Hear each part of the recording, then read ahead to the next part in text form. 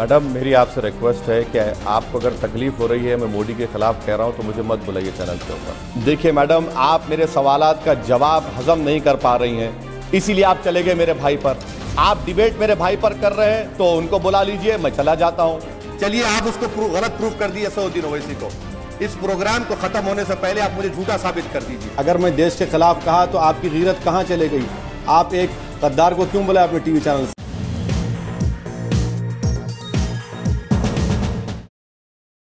भारतीय media channels पर किसी न किसी मुद्दे पर डिबेट होती रहती है। पिछले कुछ सालों में मीडिया में डिबेट के मुद्दे में काफी बदलाव देखने को मिला है। एंकर्स भी डिबेट में सत्ता पक्ष के नेताओं की बजाय विपक्ष पर उंगली उठा रहे हैं, पर कुछ नेता ऐसे भी हैं जो इन मीडिया एंकरों को उल्टा जवाब भी दे देते हैं। हम बात कर रहे हैं AIM नेता असदुद्दीन ओवैसी की, जो अपने बयानों को लेकर अक्सर सुर्खियों में रहते हैं। आज हम उनकी कुछ डिबेट्स की बात करेंगे जब वे मीडिया एंकर पर हावी होते नजर आए। 2019 में जब मोदी इलेक्शन जीते तब ABP पर ओवैसी जी का इंटरव्यू हुआ। जब एंकर रोमाना खान ने ओवैसी से मोदी की जाति को लेकर सवाल करने शुरू किए, तब ओवैसी भड़क उठे और उन्हें बीजेपी का स्पोक्स पर्सन बता दिया। क्या विपक्ष की दिक्कत यही है कि वो जाति के बंधनों में बंधा हुआ है, और वहीं दूसरी तरफ प्रधानमंत्री नरेंद्र मोदी की तरफ से तो कहा जाता है कि मेरी जाति एक ही है, मेरी जाति गरीबी है, उसे हम क्यों नजरअंदाज कर देते हैं? सर मैडम मेरी आपसे रिक्वेस्ट है कि आपको अगर तकलीफ हो रही है, मैं मोदी के खिलाफ कह रहा हूं, तो मुझे मत बुलाइए चैनल के ऊपर।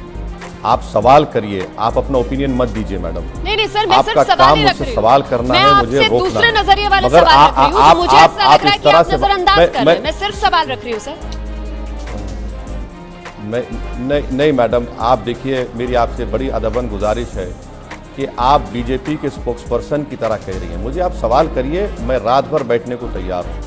तकलीफ अगर आपको हो रही है तो इससे आप अपने आप को एक्सपोज कर रही हैं कि आप बीजेपी को चाहती हैं, मगर कम से कम एंकर का जो आपका रोल है वो आप मुझसे बेहतर जानती हैं। मेरी आपसे, चलिए अब आपके सवाल का जवाब देता हूं। मैं आपसे यही अर्ज कर रहा था कि तमाम पार्टीज करती हैं, कास्ट को सब इस्तेमाल करती हैं, इसमें कोई बीजेपी नहीं करती है मत कहिए आप। बीजेपी भी करती है, ज्यादा करती है। बीजेपी में प्रॉब्लम, बीजेपी में एडवांटेज ये हो गया है कि वो कास्ट को हिंदू आइडेंटिटी से जोड़ देती है। आज तक पर CAA NRC के मुद्दे पर ओवैसी का इंटरव्यू हुआ। एंकर श्वेता ने ओवैसी से NRC CAA पर सवाल करने शुरू किए। ओवैसी ने मोदी से सवाल करने को कहा, तब एंकर ने सवाल को घुमाना शुरू किया। तब ओवैसी भड़क उठे और उन्हें सुनाने लगे। गृह मंत्री ने जो कहा था और उसके बाद प्रधानमंत्री ये कह रहे हैं, तो कौन झूठ बोल रहा है? आपके भाई जो बयान दे जाते हैं, आपसे सफाई मांगी जाती है, और उस समय आप जो बयान देते हैं ना, उसके बाद वो पत्थर की लकीर मान ली जाती है। अब गृह मंत्री ने कहा, प्रधानमंत्री ने कहा, नहीं ऐसा नहीं है, बात किसकी मानी जाएगी? देखिए मैडम, आप मेरे सवालात का जवाब हजम नहीं कर पा रही हैं, इसीलिए आप चले गए मेरे भाई पर। आप डिबेट मेरे भाई पर कर रहे हैं तो उनको बुला लीजिए, मैं चला जाता हूं। अगर आप डिबेट कर रहे हैं कि अमित शाह ने जो कहा वो सच है या झूठ है, तो मैं तैयार हूं। मैं आपको मिनिस्ट्री ऑफ होम अफेयर्स के वेबसाइट से कोट करके बता रहा हूं, और आप दूसरी जगह चले जा रहे हैं। मैडम, कब तक आप लोग गवर्नमेंट को सपोर्ट करते रहेंगे? मत करिए ना, कभी सच्चाई को तो मान लीजिए। अगर मैं झूठ कह रहा हूं तो आप आधे घंटे के बाद मुझे बुला लीजिए, मैं तैयार हूं सुनने के लिए। मैं तो मिनिस्ट्री ऑफ होम अफेयर्स के वेबसाइट से कोट करके बता रहा हूं आपको डिफरेंस। मैं आपसे अपील कर रहा हूं कि सच्चाई को जानिए, छोड़िए मैं गंदा आदमी हूं, मेरा भाई भी गंदा है, हम बुरे हैं। अगर आप अच्छे हैं तो इस देश को अच्छा रखिए ना, छोड़ दीजिए हमारा क्या हाल है, हम गुनाहगार हैं जो भी हैं। ऐसा विरोध प्रदर्शन हो, विरोध प्रदर्शन किसके लिए हो रहा है? उसी चीज को जिसको आप कहीं से कहीं घुमा फिराकर धर्म से जोड़ दे रहे हैं।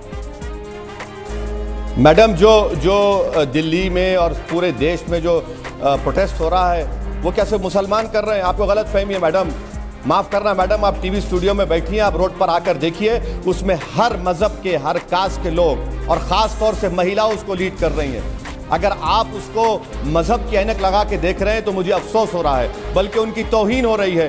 आज तक पर वोट बैंक की राजनीति के मुद्दे पर एंकर अंजना ओम कश्यप ने ओवैसी से उनके बयानों का हवाला देकर कुछ सवाल किए, जिसको ओवैसी ने पलट जवाब देकर अंजना को घेर लिया। भी अपने भाषणों में कैंपेन ट्रेल मैंने आपका किया ओवैसी साहब, आप भी बार बार कहते थे इंशाअल्लाह ये मोदी जाएगा। आप भगवान का नाम, आप अपने खुदा का नाम ले सकते हैं, तो फिर ये पार्टी क्यों पीछे रहे? क्योंकि इनको भी लगता है कि इसी के जरिए हम अपने हिंदू वोटर्स को पोलराइज करेंगे। अगर मैं कहूंगा कि इंशाअल्लाह अंजना ओम कश्यप और मशहूर हो जाए तो क्या आप कम्युनल हो गए? अगर मैं कहूंगा कि इंशाअल्लाह मैं दोबारा एमपी बनूंगा तो मैं कम्युनल हो गया। लेकिन अगर बीजेपी का कोई नेता कहे कि जय श्री राम अंजना और पॉपुलर हो जाए तो वो कम्युनल हो जाएगा। नहीं ओवैसी जी, यही तो मेरा सवाल है कि अगर बीजेपी का कोई नेता ये कह दे कि जय श्री राम अंजना और पॉपुलर हो जाए तो वो कम्युनल हो जाएगा।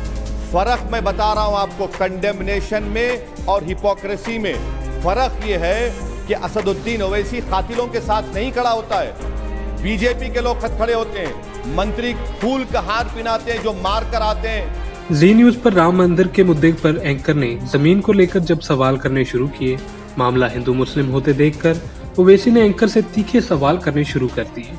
सुप्रीम कोर्ट ने भी कुछ सोच समझकर ही ये नाम तय किए होंगे। चलिए आप उसको गलत प्रूफ कर दिए असदुद्दीन ओवैसी को। इस प्रोग्राम को खत्म होने से पहले आप मुझे झूठा साबित कर दीजिए। सुप्रीम कोर्ट ये चाहता है, अगर देखिए उन्होंने किसी एक के पक्ष में ये फैसला सुना दिया तो एक समुदाय में हमेशा खटास रहे। मैडम मुझे नहीं मालूम था कि आप सुप्रीम कोर्ट के सिटिंग चीफ जस्टिस हैं। अभी इंकशाफ हो रहा है, वो मुबारकबाद देता हूँ आपको, लॉर्डशिप कहकर पुकारूंगा आपको मैं। नहीं ओवैसी साहब, आप तो सुप्रीम कोर्ट की तरफ से आप बात कर रहे हैं। मैडम मुबारकबाद देता हूँ, मुझे नहीं मालूम था कि आप नहीं। मैडम एक काम करते हैं ना, चलिए आप मेरी गर्दन कटवा दीजिए, इत्मीनान हो जाएगा सबको, कर लीजिए। मेरे जिस्म के एक नहीं 50 टुकड़े कर दीजिए, बीजेपी से मुद्दा चला जाएगा। कर दीजिए ना मैडम। अगर अब नौबत इस बात पर आ चुकी है तो चलिए हम तैयार हैं, अब क्या कर सकते हैं, क्योंकि आप ये कह रहे हैं कि गर्दन नहीं कटेगी। देखिए बनाएंगे दुनिया में आस्था के ये मैसेज जाएगा कि हमारा देश कितना सेक्युलर है। जब रोहित सरदाना जी न्यूज में थे तब बिहार में एक विवाद को लेकर ओवैसी के साथ डिबेट हुई। रोहित सरदाना ने ओवैसी से उनके भाई को लेकर कुछ सवाल किए, जिस पर ओवैसी भड़क उठे और रोहित सरदाना से सवाल करने लगे। आपको लगता है कि आपके केवल मीट पर दिए गए बयान मीडिया दिखाता है? आपके केवल देश के खिलाफ दिए गए बयान मीडिया दिखाता है? जब आप मुसलमानों की अच्छाई करते हैं तो मीडिया नहीं दिखाता। आपको ये बताना पड़ेगा कि मैंने देश के खिलाफ क्या कहा, और अगर कहा है तो मैं जी टीवी को चैलेंज कर रहा हूँ, मेरे खिलाफ केस बुक करिए और मुझे जेल में डालिए, वरना इस अल्फाज को आप वापस लीजिए।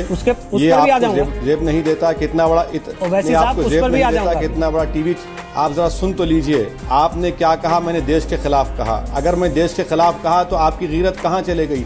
आप एक गद्दार को क्यों बुलाया अपने टीवी चैनल से? सर मेरा सवाल ये है, आप बताइए केस। सर आप एक सांसद भी हैं, असदुद्दीन ओवैसी आप एक सांसद भी हैं, आप इस तरह की बात सांसद भी हैं। नहीं, हम आगे नहीं, एक वकील भी हैं। नहीं, हम आगे नहीं, आप एक वकील भी हैं, हम आगे नहीं बढ़ सकते जब तक कि आप मेरा एक बयान बताएंगे जो मैंने देश के खिलाफ कहा। आप अपने भाई के साथ हैं कि नहीं हैं? उन्होंने जो कहा वो देश के खिलाफ था कि नहीं था? कैसा देश के खिलाफ है वो कोर्ट तय करेगा। आप कोर्ट हैं, आपको लॉ ऑफ एविडेंस मालूम। आपको तो मालूम है ना, आप तो वकील हैं, इसलिए आप छुपा सकते हैं। नहीं, मुझे नहीं मालूम देकर। मैं आपको चैलेंज कर रहा हूं, अगर आप में मर्दानगी है तो मुझ पर केस बुक करिए। चलिए मैं आपको चैलेंज कर रहा हूं। मैं आपको चैलेंज, मैंने जो कुछ कहा, आप कहलाना चाहते हैं बैरिस्टर, जो कुछ कहा। ये थे कुछ वो डिबेट्स जब ओवैसी ने मीडिया एंकर को सुनाया और सीधे मोदी से सवाल करने को कहा। हम भी यही उम्मीद करेंगे कि मीडिया सरकार में बैठे नुमाइंदों से भी सवाल करना शुरू करेगा और जनता की परेशानियों का हल निकालने में कोई मदद करेगा।